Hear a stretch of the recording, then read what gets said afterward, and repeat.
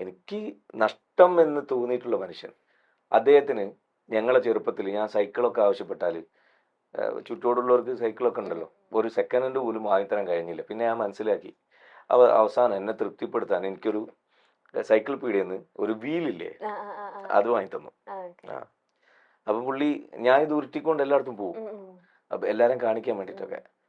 അങ്ങനെയുള്ള ഒരു മനുഷ്യൻ അന്ന് ഒരുപാട് വേദനിച്ചിട്ടുണ്ടാവും. എൻ്റെ മോനെ എനിക്ക് ഇത് ചെയ്തു കൊടുക്കാൻ പറ്റിയില്ല, പക്ഷെ ജീവിതത്തിൽ ചെയ്തു തരാൻ പറ്റിയ എല്ലാം ചെയ്തു തന്നിട്ടുണ്ട് പുള്ളി. ആ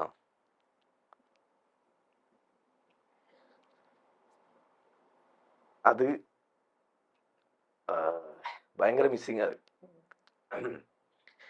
അത് കഴിഞ്ഞ് എനിക്കൊരു നല്ല കാലം അവരുടെയൊക്കെ അനുഗ്രഹം പ്രാർത്ഥന കൊണ്ട് പഠിച്ചോൻ തന്നല്ലോ. അപ്പോൾ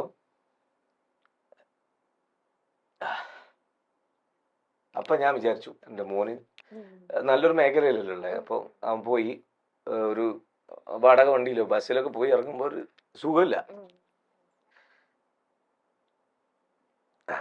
ഒറ്റ മിനിറ്റ്.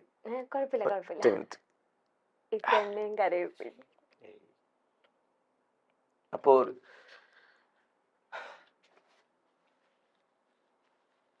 ഉണ്ടായ അപ്പോ എനിക്ക് തോന്നിയ ഒരു സംഭവമാണ് അത്. അദ്ദേഹം എനിക്ക് സാധിച്ചെന്ന പോലെ അദ്ദേഹത്തിന് വേണ്ടി ഞാൻ എൻ്റെ മകന് ഒരു വണ്ടി നമുക്ക് വീട്ടിൽ ഉപയോഗിക്കാനും പറ്റും. അവന് ഞാനില്ലാത്ത സമയത്ത് അവന്റെ ഉമ്മാനും പെങ്ങന്മാരൊക്കെ കൊണ്ടുപോകാനും ഒക്കെ അവനൊരു പ്രസ്റ്റേജ് ഉണ്ടാവട്ടെ അവന്റെ ലൈഫിൽ, ഒരു സമാധാനമായിട്ട്. അങ്ങനെ വന്നതാണ്. ഭയങ്കര ഫ്രീഡം ഉള്ള ഒരു പേരൻസ് ആണോ നിങ്ങൾ രണ്ടുപേരും? കാരണം എന്താ പറയുക, എനിക്ക് എന്റെ ഉപ്പ അങ്ങനെയാണ് തന്നിട്ടുള്ളത്. എന്റെ ഉപ്പ ഈ പറഞ്ഞ പോലെ നീ പാടാൻ പോകണ്ടെന്നോ അല്ലെങ്കിൽ പാട്ടൊരു തെറ്റായ കാര്യമെന്നോ അല്ലെങ്കിൽ അങ്ങനത്തെ മേഖലയിൽ ഇറങ്ങിയാൽ എൻ്റെ മോൻ പിന്നെ നരകത്തിൽ പോകുന്നോ ഒന്നും പറഞ്ഞ് ഭയപ്പെടുത്താനൊന്നും നിന്നിട്ടില്ല. മനസ്സ് നന്നാക്കുക, മറ്റുള്ള നമ്മളെ എന്ത് സന്തോഷവും നമുക്ക് ലോകത്തോട് പറയാം, പക്ഷെ മറ്റുള്ളവർക്ക് ഉപദ്രവമാകുന്ന സന്തോഷം പോലും സമൂഹത്തിലേക്ക് കൊണ്ടുവരരുത്. ഇത്രയൊക്കെ പുള്ളി പറഞ്ഞു. പിന്നെ 10 രൂപക്ക് പണിയെടുത്താൽ 2 രൂപ നമ്മളതല്ല, മറ്റുള്ളവർക്ക് കൊടുക്കണം എന്നല്ല പറയുന്നത്, നമ്മളതല്ല എന്ന് പറയുന്നത്, നമുക്ക് അവകാശപ്പെട്ടതല്ല. അതാണ് സക്കാത്ത് എന്ന് പറയുന്നത് ഇസ്ലാമിലുള്ള എനിക്ക് ബ്യൂട്ടിഫുൾ ആയിട്ടുള്ള ഒരു കാര്യം ഇഷ്ടപ്പെടുന്നത്. ഈ അസ്സലാമു അലൈക്കും പറയും പോലെ നിങ്ങളുടെ പേരിൽ രക്ഷ ഉണ്ടാവട്ടെ എന്ന് പറയുന്നത്. പിന്നെ ഞാൻ പഠിച്ച പ്രത്യയശാസ്ത്രത്തിൽ എനിക്ക് ആത്മാഭിമാനമുള്ളൊരു സാധനം അസ്സലാമു അലൈക്കും. അതുപോലെ ഒരു കാര്യമാണ് നമ്മൾ അധ്വാനിക്കുന്നതിൽ നിന്ന് ഇത്ര ശതമാനം നമ്മളതല്ല, മറ്റുള്ളവർക്ക് അവകാശപ്പെട്ടതാണ്. നല്ല കാര്യം. ഇതൊക്കെയാണ് എൻ്റെ ഉപ്പ എന്നോട് പഠിപ്പിച്ചത്. അല്ലാതെ നീ പാടാൻ പോകണ്ട, നീ ഇന്ന മേഖലയിൽ പോകണ്ട, അവിടെ നിന്ന് പിഴച്ചു പോകുന്നു എന്നോട് പറഞ്ഞിട്ടില്ല. അതുകൊണ്ട് തന്നെ പുള്ളി എനിക്ക് ഏറ്റവും നല്ലൊരു സപ്പോർട്ടായിരുന്നു. പക്ഷെ നമ്മളെ നല്ല കാലത്ത് 2-2.5 വർഷമേ കിട്ടിയുള്ളൂ, പോയി. മുകളിലിരുന്നെല്ലാം കാണുന്നുണ്ടോ ഉപ്പ? അല്ലെ ഉപ്പനെ ഈ ഒരു നമ്മളെ അകത്തുണ്ട് ഞാൻ വിശ്വസിക്കുന്നു. നമ്മളെ അകത്തേക്കാണ് അവര് ശരിക്കും ചെല്ലുന്നത്. അവര് അസ്തമിച്ചങ്ങ് പോവല്ല, നമ്മുടെ അകത്തേക്ക് പോകുന്നതാണ്. ആ ഉത്തരവാദിത്വം കൂടി നമ്മളിലുള്ള അവരെ പിന്നെ പ്രതിനിധീകരിച്ച് പോവുക, കുടുംബത്തിനെ അവര് നോക്കിയ പോലെ നോക്കാൻ ശ്രമിക്കുക. അങ്ങനെ ഇക്ക പണ്ടും ഒരുപാട് റൂമേഴ്സ് ഇപ്പൊ ഈ ആൽബത്തിൽ അഭിനയിക്കുമ്പോ ഇപ്പൊ കെട്ടിയതിന് ശേഷം വൈഫിനോട് ഇവൻ അവളായിട്ട് സെറ്റാണ്, പക്ഷെ കുറച്ചു കാലം കഴിഞ്ഞപ്പോ കൈരളി ടിവിയുടെ ഏതൊരു സീരീസിന് വേണ്ടി ഒരു കഴിഞ്ഞല്ലോ പ്രൊമോഷൻ ഇറങ്ങിയപ്പോ കൊല്ല ഷാഫിയൊക്കെ 2ാമത് വിവാഹിതനായിരിക്കുന്നു. ആ പാവം പെൺകുട്ടി ആ കുട്ടിയാണ് അതിന്റെ അങ്ങനത്തെ ഒരു പ്രത്യേക പേര് വരുന്നല്ലോ ആ മോള്. പാവം അത് കോട്ടയത്ത് അങ്ങോട്ട് പഠിച്ചുകൊണ്ടിരിക്കുന്നത്, നമ്മളെ നാട്ടിനടുത്താണ്. എന്നിട്ട് അതിന്റെ അച്ഛൻ എന്നോട് വന്ന് പറയാ, കല്യാണ വീട്ടിൽ നിന്നൊക്കെ ചിലർക്ക് എന്നോട് ചോദിക്കണ്ടേ എന്നിട്ട് ഞാൻ അങ്ങോട്ട് പോയിട്ട് അവരോട് പറഞ്ഞു, നിങ്ങൾ ഇന്നതല്ലേ ചോദിക്കാൻ വന്നത്. അതെന്താ പറഞ്ഞാല് ഈ ഞാൻ നേരത്തെ പറഞ്ഞ പോലെ നേരത്തെ പറഞ്ഞ 3-4 കാരണങ്ങളെ കൊണ്ട് അസൂയാലുക്കളായ കുറച്ച് ആൾക്കാർക്ക് എന്തെങ്കിലും നെഗറ്റീവ് കേൾക്കണം, എന്നിട്ട് അതൊന്ന് ആഘോഷിക്കണം. അവര് കേട്ട പാതി കേൾക്കാത്ത പാതി ഇത് അതിൽ അവർക്കും കൂടെ ചേർക്കാൻ പറ്റുന്ന ക്യാപ്ഷൻ കൂടി എഴുതി അങ്ങ് വിടുക. അതുകൊണ്ടാണ്. അല്ലാതെ നമ്മളെ ഇങ്ങനത്തെ ഒരുപാട് കേട്ടിട്ടാണ്. എൻ്റെ വൈഫിന്റെ അടുത്ത് ഇപ്പോഴായാലും ഇപ്പം ചെലവാവില്ല എന്ന് പറഞ്ഞുകൊണ്ട് ആരും അധികം പറയില്ല എന്നാണ് ഞാൻ വിശ്വസിക്കുന്നത്. അല്ലാത്ത സമയത്ത് ഉപദേശം പോലെ, മോളെ ഇങ്ങനെ വിട്ടു കഴിഞ്ഞാൽ അവർ അങ്ങനെ ആയിപ്പോവും. അപ്പം എന്നെ സംബന്ധിച്ചിടത്തോളം ഈ പ്രണയ രോഗമുള്ള ഒരാളും കൂടിയാണല്ലോ, ഓൾറെഡി ഒരു പ്രേമം നഷ്ടപ്പെട്ട ഒരാള്. അപ്പൊ നല്ല നല്ല പെൺകുട്ടികളുടെ കൂടെ അഭിനയിക്കാൻ ചാൻസ് കിട്ടുമ്പോ മനസ്സൊന്ന് അങ്ങോട്ട് പോയി പോവോ. ആ പേടി എന്തായാലും ഭാര്യമാർക്ക് എല്ലാരും ആർട്ടിസ്റ്റുകളും ഭാര്യമാർക്ക് ഉണ്ടാവും. അപ്പോ ആ പേടിയിലേക്ക് പെട്രോൾ ഒഴിക്കുകയാണ് ഇവരെ പരിപാടി.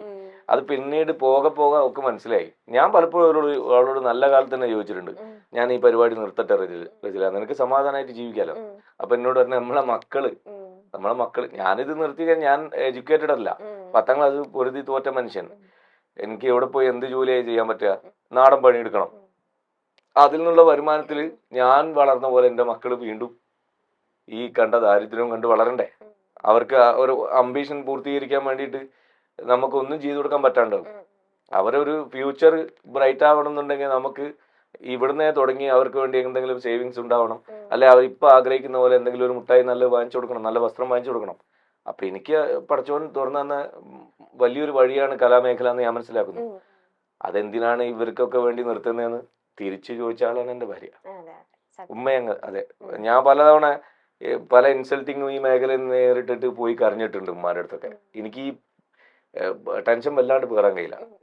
അതെ, കൂട്ടുകാരെ മുന്നിലോ വീട്ടുകാരെ മുന്നിലോ ഒക്കെ എപ്പോഴെങ്കിലും പൊട്ടിപ്പോവും. എന്നാലേ തീരുള്ളൂ, അല്ലെ ഇവിടെ കിടക്കും. ഇപ്പം ഈ ഒരു ന്യൂസ് കേട്ടതിന് ശേഷം ഇക്കാണ് എന്റെ ഫസ്റ്റ് ഗസ്റ്റ്. അതുകൊണ്ട് ഞാൻ ചോദിക്കുകയാണ്, ഇപ്പൊ ഈ അടുത്തിടെ ഇപ്പൊ കുറച്ച് ട്രെൻഡിങ് എന്ന് ഞാൻ ഉപയോഗിക്കാൻ കാരണം ലൈക്ക് ഇപ്പൊ ബസ് യാത്ര പണ്ടൊക്കെ എന്ന് വെച്ചാൽ ഒരു ഇപ്പൊ വണ്ടി ഇതൊന്നും ഇല്ലാത്ത കാലഘട്ടത്തിൽ നിങ്ങൾ ബസ്സായാലും ലോറി ആയാലും ഇടിച്ചും കയറിയൊക്കെ അതെ ഇപ്പോഴും പോകുന്ന ആൾക്കാരാണ്. ഇപ്പൊ ബസ് യാത്ര ചെയ്യുമ്പോൾ ആണുങ്ങൾക്ക് പ്രത്യേകം ഭയങ്കര പേടിയാണ്.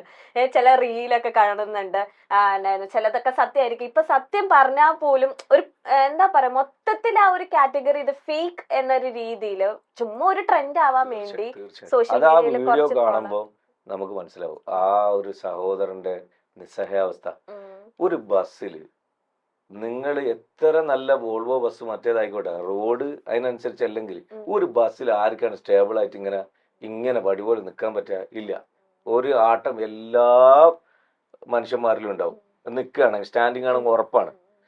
ഇവര് ഇരുന്നിട്ട് വീഡിയോ എടുത്തിട്ട് അവർക്ക് അത് ശരിയായില്ലെന്ന് മനസ്സിലായപ്പോ ഇറങ്ങാൻ ആ പുള്ളി മുന്നോട്ടുണ്ട്, അവിടെ നിൽക്കും. ആ ആളുടെ കൈയിന്റെ മുട്ടിന്റെ അടുത്ത് ഇവൾ പോയി നിൽക്കല്ലേ ചെയ്യുന്നത്. സത്യം നിങ്ങൾ ആ വീഡിയോ കാണും. എന്നിട്ട് അതിനെ സൂം ചെയ്തിട്ട് സ്ലോമോ ആക്കുകയാണ്. ഈ സ്ലോ ആക്കി കഴിഞ്ഞാൽ നമുക്ക് ഏതൊരു മൂമെന്റും കുറെ നേരത്തേക്ക് സംഭവിച്ച പോലെ തോന്നും. ഒരു ഫ്രാക്ഷൻ സെക്കൻഡ്സ് അത് പറയില്ലേ, ഇങ്ങനെ പോയ സംഭവം അത് പുള്ളി അറിഞ്ഞോണ്ടേ ചെയ്തതല്ല നമുക്ക് മനസ്സിലാവും. നമുക്ക് ആ വീഡിയോ കണ്ടാൽ സാധാരണ അന്നം കഴിക്കുന്ന മനുഷ്യന്മാർക്ക് മനസ്സിലാവും. ഈ ഒരു സംഭവം കൊണ്ട് എന്നെ പോലെ ഒരാളായിരുന്നെങ്കിൽ, ഞാൻ പറയാം എന്റെ അവസ്ഥ ആയിരുന്നെങ്കിൽ അതിനെതിരെ ആക്ഷൻ എടുക്കാൻ ഞാൻ നിയമപരമായിട്ട് പോവുക. എന്നെ കൊണ്ട് കഴിയുന്ന രീതിയിൽ ആ പെണ്ണിന്റെ പിന്നാലെ കൂടിയിട്ട് ഞാൻ അതിന് പരിഹാരം കാണുന്നു. പുള്ളിക്കാരൻ നിഷ്കളങ്കനായിരുന്നു ആ കൂട്ടുകാരുടെ സംസാരവും. ആ അമ്മ കരയുന്ന കണ്ടിട്ട് കരയാത്ത ഒരു മലയാളി ഉണ്ടാവില്ല. അയ്യോ, ആ അമ്മ കരയുന്ന കണ്ടിട്ട് ചങ്ക് പൊട്ടിപ്പോയി എനിക്ക് ആ വീഡിയോ കണ്ടിട്ട്. അത്രയും ദയനീയമായ ഒരു കുടുംബനാഥനെ ഇല്ലാണ്ടാക്കിയിട്ട് ഇവരെന്ത് നേടി? എല്ലാ സ്ത്രീകളും മോശക്കാരികളോ അല്ലെങ്കിൽ എല്ലാരും പറയുന്ന പരാതി കളവോ അല്ല, സത്യസന്ധമായ പരാതികൾ ഇഷ്ടം പോലെ ഉണ്ട്.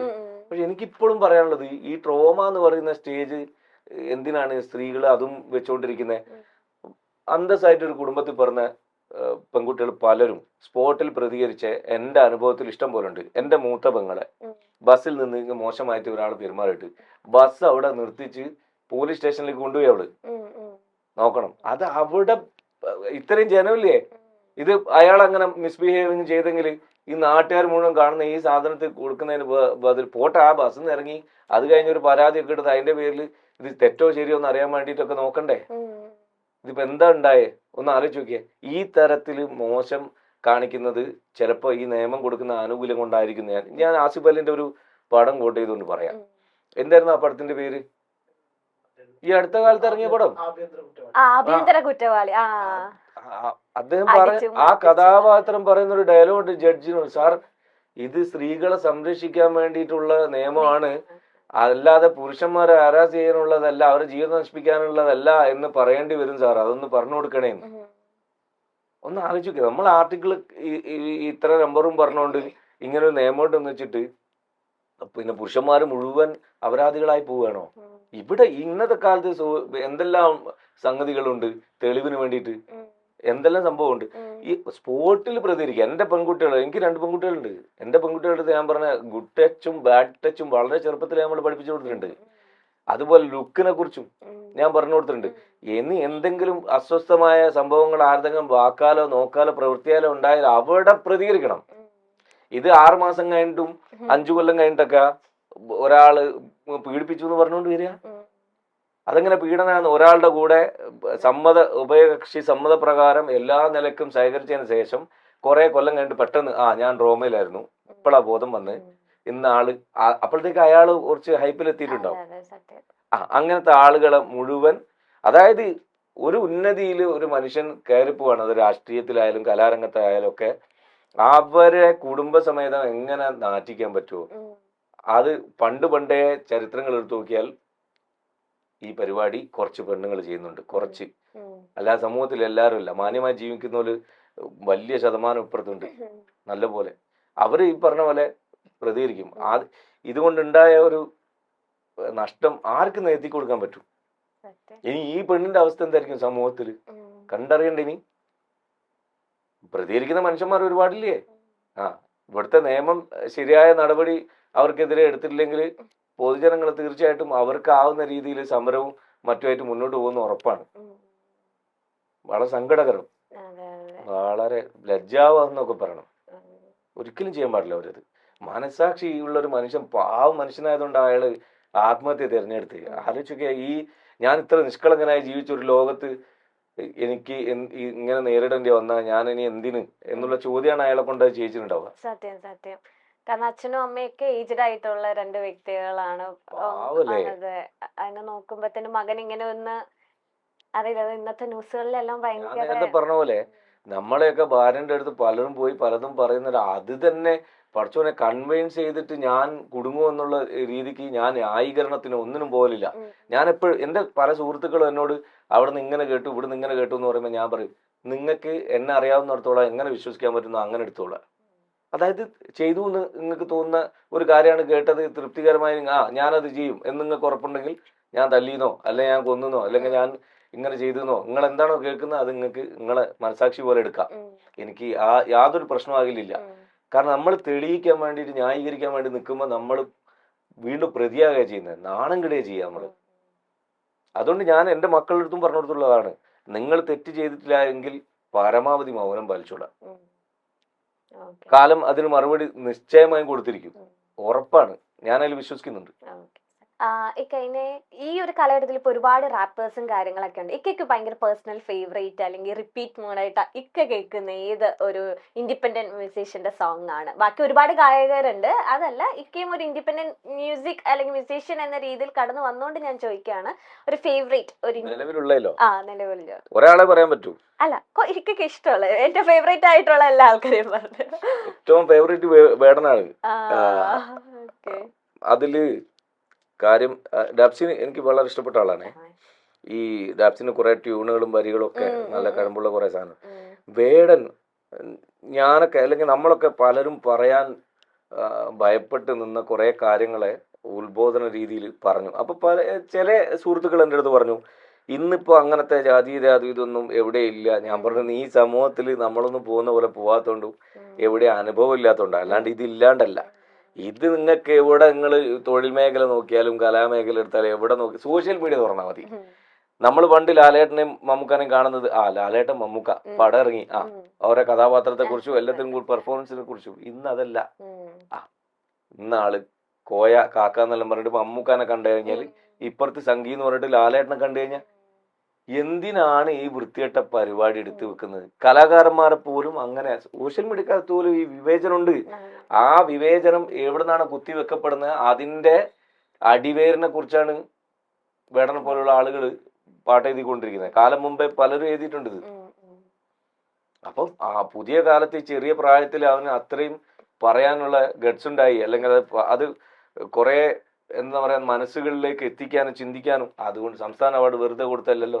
എന്താണ് കൈതപ്രം സാറ് പറഞ്ഞ്, ഞാൻ നിങ്ങൾ സ്വഭാവ സർട്ടിഫിക്കറ്റിനല്ല ഞാൻ മാർക്ക് ഇടുന്നത്. അദ്ദേഹം എഴുതിയതിൽ കവിതയുണ്ട്. കവിത ഉണ്ട് എന്ന് പറഞ്ഞാൽ സാമൂഹിക പ്രതിബദ്ധത ഉണ്ടാകുന്നതിനാ കവിത എന്ന് പറയാം. അതായത് എനിക്ക് മാത്രം സുഖം തോന്നുന്ന ഒരു സാധനത്തിനല്ല ഞാൻ പാട്ടുന്ന കവിത എന്ന് വിലയിരുത്തേണ്ടത്. മറ്റൊരാൾക്ക് കൂടെ അത് സമൂഹത്തിലേക്ക് ഉപകരിക്കുമ്പോൾ, അല്ലെങ്കിൽ മറ്റൊരാളുടെ കൂടെ വാക്ക് അല്ലെങ്കിൽ അവരുടെ കൂടെ നാവായിട്ടാണ് നമ്മളെ പേന ചലിക്കുന്നതെങ്കിൽ അതാണ് അവരുടെ മനസ്സും കൂടെ പറയാൻ ഉദ്ദേശിച്ചതാണ്. അതാണ് ഈ വോയിസ് ഓഫ് വോയിസ്ലെസ് എന്ന് പറയുന്ന സാധനം. മിണ്ടാൻ പറ്റാത്തവരുടെ വാക്കാണ് ശരിക്കും വേടൻ. നേരിട്ട് അങ്ങനെ കണ്ടിട്ടില്ല ഞാൻ. പുള്ളി ഒരു ഖത്തറിൽ അങ്ങനെ ഇരുന്നിട്ട് ഒരു വീഡിയോയിൽ പറയുന്നുണ്ട്, ഭക്ഷണം കഴിക്കുമ്പോ എന്നെ കുറിച്ച് ആരോ ഒന്ന് ചോദിച്ചപ്പോ, അയ്യോ ഷാഫിക്ക അത് ആൽബത്തിന്റെ കിങ് ആണ് പുള്ളി, മറ്റേ ഇത് പറയുന്നുണ്ട് പുള്ളി. ഞാൻ ഇരിങ്ങാലക്കുടയില് 9ാം ക്ലാസ് പഠിക്കുന്ന സമയത്ത് ഞാൻ ഇരിങ്ങാലക്കുടയിൽ ഒരു പുള്ളിയുടെ പ്രോഗ്രാമിന് പോയിട്ട് ആ തൃശ്ശൂർ സ്ലാങ്ങിൽ നല്ല രസമുണ്ട് കേൾക്കാൻ, വളരെ നിഷ്കളങ്കമായിട്ട് പറയാ, പാവണ്ണ ആള്.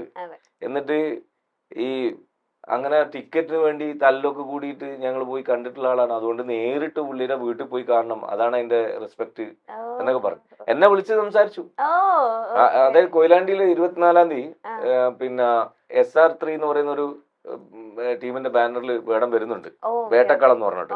പറ്റാവുന്നവരൊക്കെ വന്നോട്ടെ.